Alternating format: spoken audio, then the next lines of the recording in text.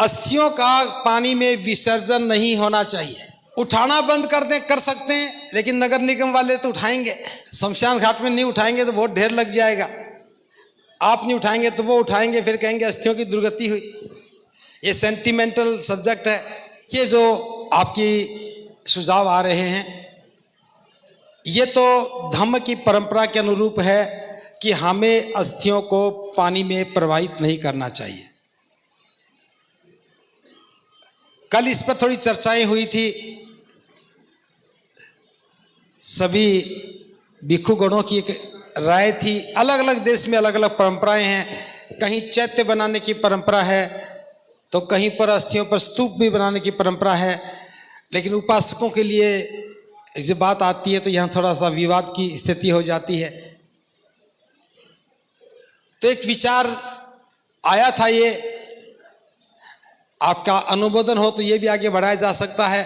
हर व्यक्ति की अस्थियों पर चैत्य नहीं बनाया जा सकता, क्योंकि चैत्य बनेंगे तो फिर वो कब्रिस्तान जैसे नजर आने लगेंगे।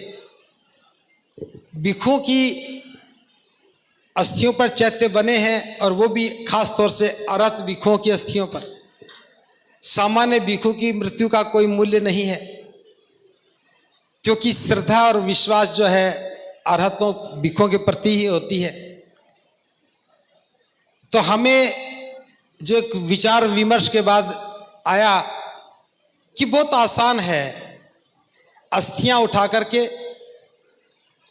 एक छोटे से मिट्टी के बर्तन में, छोटे से, बहुत बड़ा नहीं, छोटे से बर्तन में कुछ अस्थियां डाल करके जमीन में गड्ढा खोद करके उसमें रखें, उसमें पेड़ लगा दें। हम पाली में से रूख कहते हैं, रूख। हरियाणा और राजस्थान में तो ये आम शब्द है, रूख, रूखड़ी। छोटे शब्द पौधे को रूखड़ी बोल देते हैं, बड़े को रूख बोलते हैं। तो इन शब्दों से हमें लगता है कि हरियाणा, राजस्थान, ये सारी कल्चर बौद्धों की कल्चर रही है। बचपन में हम भी रूख बोलते थे। तो हमें पेड़ लगाना चाहिए। पेड़ लगाने से लाभ ये है, एक तो पर्यावरण का तो है ही है, अस्थियां अपनी सही जगह पर गई, क्योंकि हम जानते हैं कि हमारा शरीर 4 महाभूतों से बना है। वायु, अग्नि, जल और पृथ्वी, ये 4 धातु हैं। प्रकृति ने वायुमंडल से वायु ली, जल से जल लिया, अग्नि से अग्नि ली और पृथ्वी से पृथ्वी धातु ली। ये चारों धातुओं का जब संयोजन होता है, इकट्ठी होती हैं, एक रासायनिक क्रिया के साथ इनमें चेतना का संचार होता है, और वो चेतना ही जीवन है। जब तक वो चारों तत्व इकट्ठे रहते हैं, जीवन चलता है। एक क्षण आता है कि वो संयोजन टूट जाता है। टूटने के बाद वो तत्व अलग अलग हो जाते हैं, चेतना नष्ट हो जाती है। चेतना के नष्ट होने का नाम ही मृत्यु है। अब चेतना नहीं रही तो 4 जो तत्व थे उनका क्या होता है? किसी भी रूप में, चाहे जलाएं या दफनाएं, शरीर में जो पानी था वो वाष्प बन करके जल में ही गया, जल जल में गया, यानी कि पानी पानी में गया। शरीर में जो वायु थी वो वायुमंडल में गई। शरीर में जो अग्नि थी, ताप था, वो तापमान में गया। और जो पृथ्वी धातु थी वो अस्थियों के रूप में जमीन पर आ गई। पृथ्वी पृथ्वी से ली थी, पृथ्वी के पास है। वायु वायु में, जल जल में, अग्नि अग्नि में। जहाँ से प्रकृति ने 4 तत्व लिए थे उसी को लौटा दिए। ये प्रकृति का नियम है। तो हमें अस्थियों को लेकर के पानी में डालने का मतलब है कि हमने प्रकृति के विरुद्ध काम किया। अस्थियों को मिट्टी के बर्तन में ही लेकर के मिट्टी में ही रख दिया तो प्रकृति का एक चक्र भी पूरा हुआ। मिट्टी का बर्तन है, टूट जाएगा, अस्थियां मिट्टी में मिल जाएंगी। सम्मान के साथ पेड़ खड़ा होगा तो हमें रहेगा कि ये भावनात्मक संबंध है, हमारे साथ उस पेड़ का संबंध है। जब वो वृक्ष, वो रुख बड़ा होगा, कभी मन दुखी हो तो छाया में जाके बैठेंगे तो लगेगा कि मैं माँ की गोदी में बैठा हूँ, पिता की छाया में बैठा हूँ। फल लगेगा तो खाएंगे तो अपने पूर्वज याद आएंगे। छोटे छोटे बच्चों को भी पता लगेगा कि ये हमारे दादा दादी के अस्थियों पर है। इस प्रकार से पर्यावरण को बचाएंगे। और मैं तो एक बात और आगे कहता हूँ, एक दिन हमारा भी नंबर आएगा, हम सब दुनिया से विदा होंगे, हमारे राशन कार्ड में नाम कटेगा और एक मिट्टी के बर्तन में आपकी अस्थियां होंगी, उनके पास में एक और पेड़ लगेगा। तो ये एक प्रक्रिया है, ये विचार है, अंतिम नहीं है। अगर आप अनुमोदन करेंगे तो हम चाहेंगे कि प्रोसेस चलता रहे। इसमें कोई कर्मकांड नहीं है, किसी प्रकार का आडंबर नहीं है। पृथ्वी धातु पृथ्वी से आई है, पृथ्वी में चली गई, सम्मान के साथ चली गई। अभी मैंने आगरा में एक छोटा सा देखा, जिस बुद्ध विहार में हम रहते हैं, कभी कभी वहां एक छोटी सी बच्ची हाथ में लोटा लेकर के एक पेड़ को पानी डाल रही। उस पेड़ को बंदरों ने तोड़ रखा था। मैंने देखा कि पानी एक ही पेड़ को क्यों डाल रही है। तो मैंने किसी और से पूछा कि भाई ये गुड़िया यहाँ पानी क्यों डाल रही है। उसने कहा जी इसके दादाजी जब एक्सपायर हुए तो उनकी अस्थियां पर यह पेड़ लगाया था। अब दादाजी के अस्थियों पर पेड़ लगा और उसकी नाती जो है आकर के पानी डाल रही है। तो ये प्रकृति के पर्यावरण के अनुकूल है, किसी प्रकार का कोई इसमें आडंबर नहीं, कर्मकांड नहीं। कभी 1 साल के बाद 2 साल के बाद आप उनको याद करते हो, प्रतिमा के सामने पुष्प अर्पित करते हो, तो वो पुष्प भी उठा करके उस पेड़ के चारों ओर फैला देना, उनकी भी खाद बनेगी तो उसी के काम आएगी। तो ये एक छोटा सा भाव था। अगर अच्छा लगे तो इसे स्वीकार करें।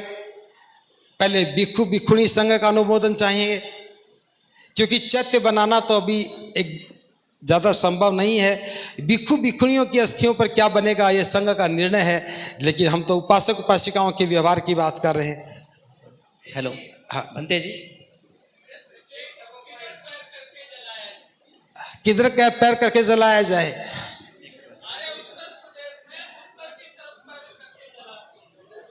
और राजस्थान प्रदेश में राजस्थान को दिशा ही नहीं है। बनते जी निराकरण करेंगे, पैर किधर होने चाहिए। देखिए आपका लोकल ट्रेडिशन क्या है मुझे नहीं पता, मैं तो इतना कहूंगा। हेलो, जब बच्चा पैदा होता है तो उसके पैर किस दिशा में होते हैं, किसी को मालूम है? तो मृत्यु के बाद किस दिशा में होने चाहिए? ये तो सारी बातें बनाई जाती हैं। भाई इतना निश्चित है, जब तक कोई और निर्णय ना हो जाए हम अस्थियों पर पेड़ लगा सकते हैं, लेकिन गंगा यमुना गोदावरी कहीं भी जाकर के अस्थियां विसर्जित करने की जरूरत नहीं है। इस पर बहुत लंबे समय से बहुत सारे दौर में डिस्कशन हुई है, लेकिन अंतिम निर्णय नहीं हो पाया। तो जब तक हम इस काम को कर सकते हैं हम लगातार बात करेंगे, अंतिम निर्णय जब आएगा बता दिया जाएगा। देखिए ये सारी चीजें परिस्थितिजन्य हैं। सुनिए, जिसके पास समय है, पता लगा कि कोई घर पड़ोस में व्यक्ति की मृत्यु हुई है, नहा करके भी जा सकता है। किसी को पता लगा दूर था चल के आया तो सीधा भी जा सकता है, कोई आने के बाद नहा सकता है। ये कोई धर्म से संबंधित नियम नहीं है, ये व्यक्तिगत मानसिकता से संबंधित बातें हैं। अब आप काम कर रहे हो, कपड़े गंदे संदे हो रहे हैं तो नहा करके भी जा सकते हो। आप सुबह से नहा करके बैठे हो, ये कोई विषय पर चर्चा करने की विषय नहीं है, ये व्यक्तिगत। हाँ, एक बात जो आई थी, अंतिम संस्कार करते हुए, ठीक है हम अंतिम संस्कार जला के करते हैं, तो उसमें विचार था लकड़ी से जलाकर करें या इलेक्ट्रिक फर्नेस में करें। जिन बड़े शहरों में सुविधा है, तो मैं भी इस बात को समर्थन करूंगा कि हमें लकड़ी से जलाने की बजाय इलेक्ट्रिक वाले जो आ गए हैं उनमें अंतिम संस्कार कर देना चाहिए। इससे कोई फर्क नहीं पड़ा कि आपने चिता बनाई सब जलाई। जो पार्थिव शरीर है हमें उसको नष्ट करना है, बस वो किसी भी क्रिया से किया जाए। ज़्यादा लकड़ी जलाएंगे तो पेड़ कटेंगे, जो ठीक नहीं है। इलेक्ट्रिसिटी से ये काम आसानी से हो सकता है, कर लेना चाहिए। आगरा के लोग क्या करते हैं, किसी की मृत्यु के बाद सबसे पहले उसके बेटे का सिर मुंडन कर देते हैं। क्या किसी अपने प्रियजन की मृत्यु के बाद सिर का मुंडन करना चाहिए? हमारे यहां तो मुंडन केवल पवज्जा संखार में होता है। पवजा संखार गृह त्याग करने का विषय है, लेकिन माता पिता की मृत्यु पर संतान का मुंडन करवाने की कोई परंपरा नहीं है। आगरा के बहुत सारे लोग आए हैं, आपको इस बात को समझना चाहिए कि कोई भी व्यक्ति सिर का मुंडन ना करवाए, और खास तौर से जो आगरा के भिक्षु हैं उनसे अनुरोध है कि बौद्धों के ही संस्कार करवाएं।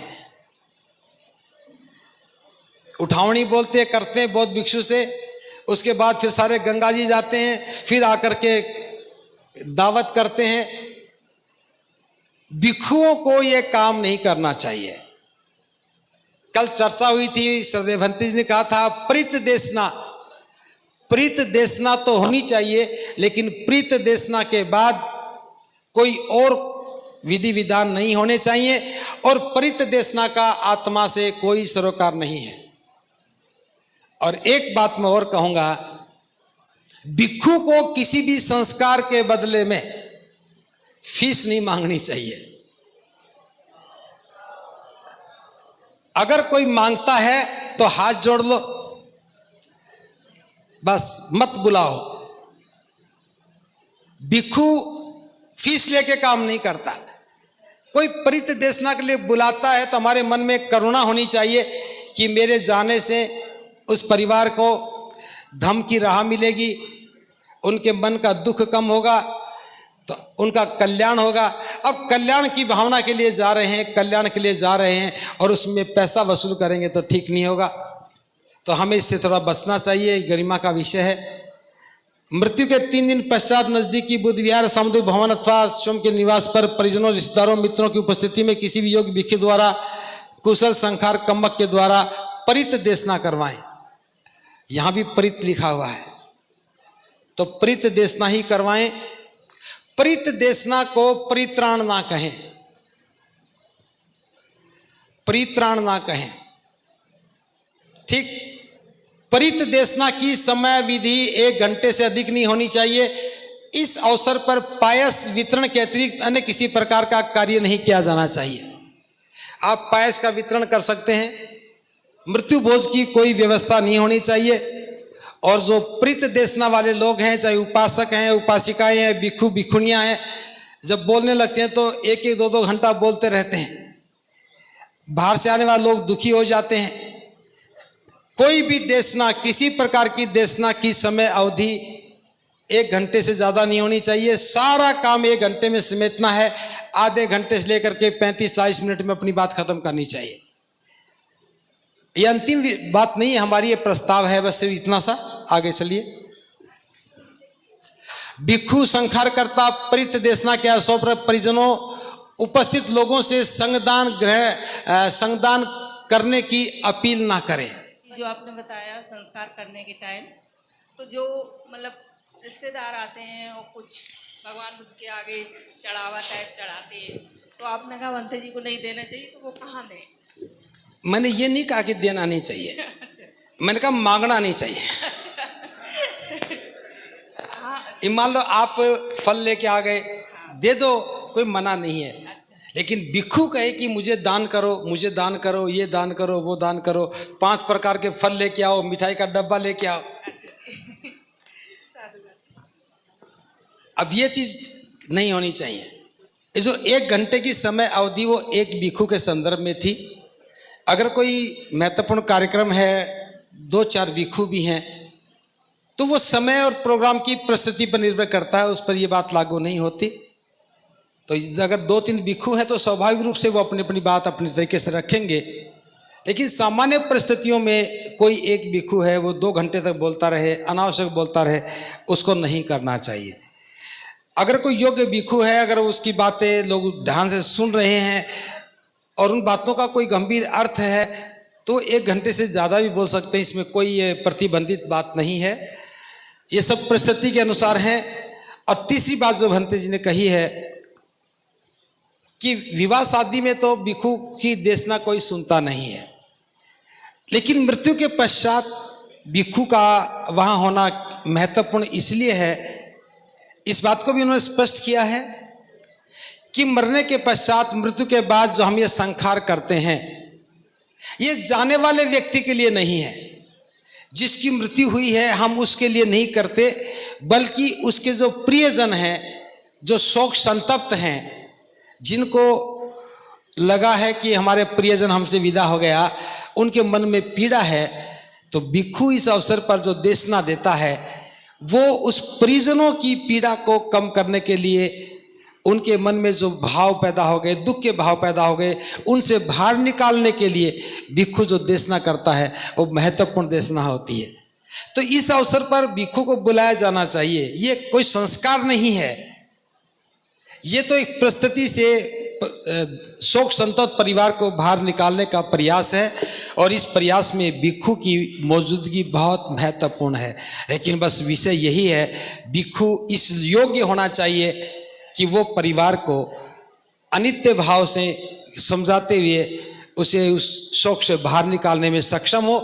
कहीं ऐसा ना हो कि कोई स्वर्ग नरक की कहानी सुनाने वाला हो, आत्मा को लेकर के बात भड़काने वाला हो, फिर कहे कि जो मरा है वो पितृ योनि में से आकर वहाँ जाएगा, ये करे। ऐसा नहीं, कर्म कांडी नहीं होना चाहिए। तो ये बात बहुत स्पष्ट हो गई। ठीक बात है कि कार्यक्रम को इस ढंग से प्लान किया जाना चाहिए, या तो भोजन पहले होने के बाद कार्यक्रम होना चाहिए, या फिर कार्यक्रम पहले है तो भोजन का समय होने से पूर्व खत्म होना चाहिए। तो इन चीज़ों का आपको ध्यान रखना है। कोशिश करें कि खाने पीने के मामले में इस प्रकार की कोई विनय में बाधा ना पहुंचे। पेड़ लगाने के लिए अपनी जमीन का होना आवश्यक नहीं है। आप पेड़ कहीं भी लगा सकते हैं, सड़क के किनारे लगा सकते हैं, कहीं भी लगा सकते हैं, अपनी जमीन होना जरूरी नहीं है। और फिर नहीं भी लगाने की जगह हो तो भी कोई बात नहीं, मत लगाइए। ये तो एक आदर्श बात कही है हमने, शायद लगा सकते हैं। तो ये तो दूसरी बात आपने जो कही है, शरीर को दान देने के लिए कोई मनाही नहीं है, लेकिन मेडिकल कॉलेज की भी क्षमताएं हैं, कितना शरीर ले सकती हैं, कितने बॉडी एक्सेप्ट कर सकती हैं, क्योंकि वो अगर सारे लोग करने लगेंगे तो बहुत अपरिहार्य परिस्थिति पैदा हो जाएगी। लेकिन जो कोई देना चाहता है उसके लिए कोई मनाही नहीं है, अंगदान भी दिया जा सकता, कोई मनाही नहीं है। हम तो सामान्य परिस्थिति में हमें क्या करना चाहिए उस पर चर्चा कर रहे हैं। आपका सुझाव ठीक है, अच्छा है। आत्मा के मुक्ति के लिए किसी प्रकार का कोई कर्मकांड बौद्ध धर्म में नहीं है। जिस व्यक्ति की मृत्यु हो गई उसका अंतिम संस्कार करने के बाद उसके नाम पर कोई भी काम नहीं किया जा सकता। जो किया जाता है वो उसके प्रियजनों के कल्याण के लिए किया जाता है। बस ध्यान रखिए। इतनी बात को हम देख करके इस बात को मैं यहाँ विराम दे रहा हूँ।